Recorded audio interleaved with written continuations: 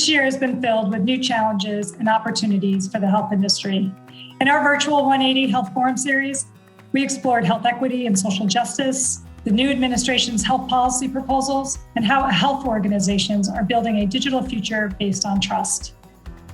There's a vast number of issues that have to do with equity. Many of them we're solving using complementary technologies, job creation in a digital age. Organizations have to view excellence in serving diverse communities as a competitive differentiator and a source of real advantage. We're very thoughtful about how we deliver accessibility. Sometimes you have to be creative about how you meld the human aspect to the software aspect. I think technology actually has the answer that's going to force a greater good and a greater mission. But if they get it right and they give more than they take, I think there's no end to the potential of transforming healthcare with technology. I don't think that really making progress in health equity is something that any of us can do on our own.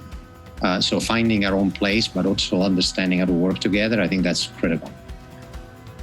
Data, science, that's all great, but it's not enough if you're not sharing it with people. Government is who shows up. And I think the question we all have to ask ourselves is, how can we show up a bit more?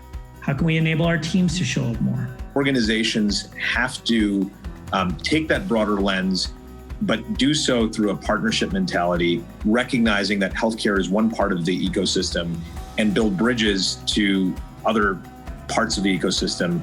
Where is it more important that we act as a convener as we go out into communities and facilitate partnerships and better connectivity of resources rather than trying to do it ourselves? I've seen just a lot of kind of, let's say, cross-industry and cross-sector data sharing and collaboration. They can't do it themselves. They just have to build the right ecosystem partnerships.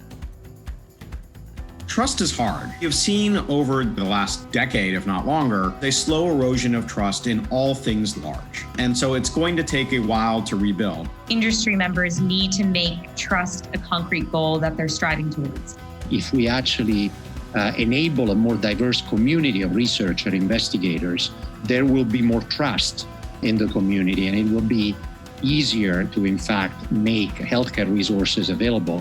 When the health industry speaks, people listen. Being in the health industry grants you stature in your community. People trust you. As leaders, we must inspire and build trust.